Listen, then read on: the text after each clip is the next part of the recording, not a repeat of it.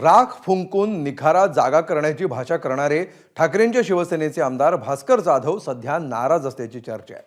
आपल्या वक्तव्याचं ते एकीकडे स्पष्टीकरण देताना दिसतायत, तर दुसरीकडे प्रतिकात्मक व्हिडिओ स्टेटसला ठेवत मौनाची भाषाही बोलताना दिसतायत।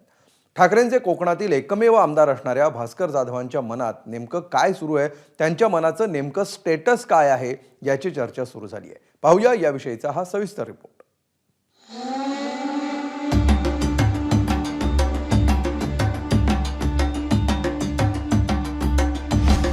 राजकीय नेते जे शब्दातून थेट बोलू शकत नाहीत, ते प्रतिकात्मक दृश्यांमधून सांगण्याचा प्रयत्न करतात। ठाकरेंच्या शिवसेनेचे आमदार भास्कर जाधव यांनी व्हॉट्सअप स्टेटसला ठेवलेला हा व्हिडिओ त्यांच्या मनाची आणि मौनाची भाषांतर असल्याची चर्चा रंगली आहे। या चर्चेला सुरुवात झाली भास्कर जाधवांनी केलेल्या निखार्याच्या उल्लेखाने।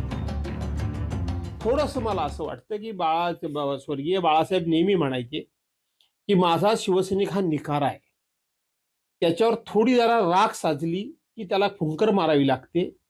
एकदा का फुंकर मारली आणि ती राख उडून गेली की तो पुन्हा प्रज्वलित होतो, पुन्हा तो निखारा आग ओकायला सुरुवात होते। शिवसैनिक हा त्या थोडीशी राख साचलेल्या निखाऱ्यासारखा आहे, त्याच्यावर साचलेली राख थोडीशी झटकण्याची गरज आहे।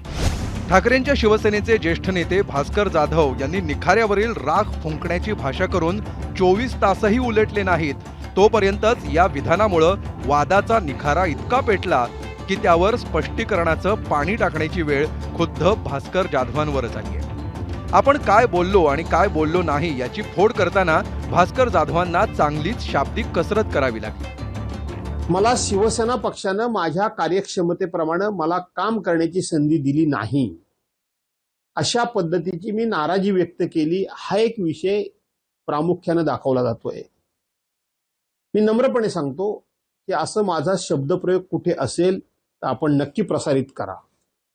माझा शब्दप्रयोग हा आहे की माझ्या क्षमतेप्रमाणे गेल्या 43 वर्षामध्ये मला पुरेपूर काम करण्याची संधी मिळाली नाही, हा माझा शब्दप्रयोग आहे।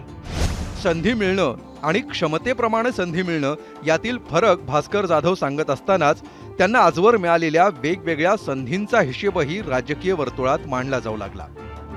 त्यानुसार भास्कर जाधव 6 वेळा विधानसभेवर आमदार म्हणून निवडून गेले, एकदा विधान परिषदेचे आमदार राहिले, एकदा जिल्हा परिषदेचे अध्यक्ष राहिले, एकदा त्यांच्याकडे पालकमंत्री पद आलं होतं, 2 वेळा त्यांना कॅबिनेट मंत्रीपदाची संधी मिळाली। मंत्री असताना एकूण 16 खाती त्यांनी हाताळली, एकदा प्रदेशाध्यक्ष तर एकदा गटनेते पदावर त्यांना संधी मिळाली। क्षमतेनुसार संधी न मिळाल्याची तक्रार करणारे भास्कर जाधव आता मात्र संधीसाठी आपण बोलतच नसल्याचं सांगताय। राजन साळवींनी धनुष्यबाण हाती घेतल्यानंतर भास्कर जाधव यांच्या रूपानं कोकणात ठाकरेंचे एकमेव आमदार उरले, त्यामुळेच कदाचित ते पक्षश्रेष्ठींना कष्टाची इतक्या तळमळीनं आठवण करून देत असल्याचं दिसतंय। जे मी विरोधी पक्षनेतेपद मिळवण्याकरता म्हणून हे सगळं करतोय, ह्या जो मी काही दबाव पक्षावर आणायचा प्रयत्न करतोय, मी कोणाकडे तरी जाणार वगैरे अशा पद्धतीचं वातावरण तयार करतोय, माझ्या आयुष्यामध्ये असली नौटंकी मी कधी केली नाही। असलं नौटंकीपणा आणि असला नाटकीपणा मी कधी केला नाही। आता माझ्या आयुष्यातली किती वर्षे राहिली राजकीय, किती राहिली? जे मी त्या काळात नाही केलं ते आज कशा करता करेन? राजन साळवी गेले, जाऊ नये म्हणून मी म्हटलं, पण गेल्यानंतर पहिला म्हणणारा माणूस मी आहे की राजन साळवी गेले म्हणजे अख्खं कोकण गेलं ना, असं म्हणण्याचं काही कारण नाही। आजही हिंदू हृदय सम्राट शिवसेना प्रमुख मान्य बाळासाहेब ठाकरेंची पुण्याई आबादीत आहे, शाबूत आहे। ती पुण्याई फळाला यावी म्हणून आम्हाला कष्ट करावे लागतील, आम्हाला मेहनत घ्यावी लागेल, आम्हाला काही निर्णय घ्यावे लागतील। अशी भूमिका मांडणं म्हणजे ही पक्षविरोधी भूमिका असेल असं मला वाटत नाही। एवढाच मला खुलासा करायचा होता। पक्षाची पडझड होत असल्याच्या पार्श्वभूमीवर शनिवारी ठाकरेंच्या मातोश्री निवासस्थानी प्रमुख नेत्यांची बैठक पार पडली।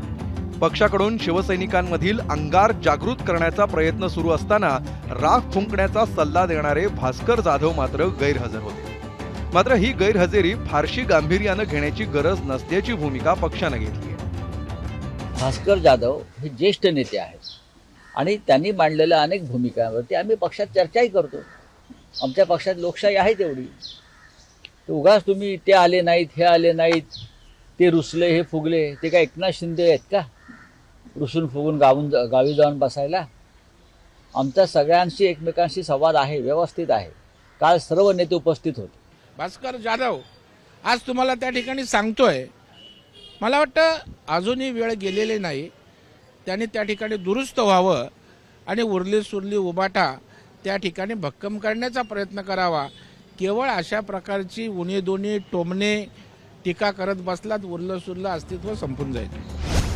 भास्कर जाधवांची गेल्या 2 दिवसातली वक्तव्य आणि त्यांच्या बंधूंचा भाजपात प्रवेश करण्याचा निर्णय या दोन्ही बाबींमुळे महायुतीला ठाकरेंवर टीका करण्याची आयती संधी मिळाली आहे.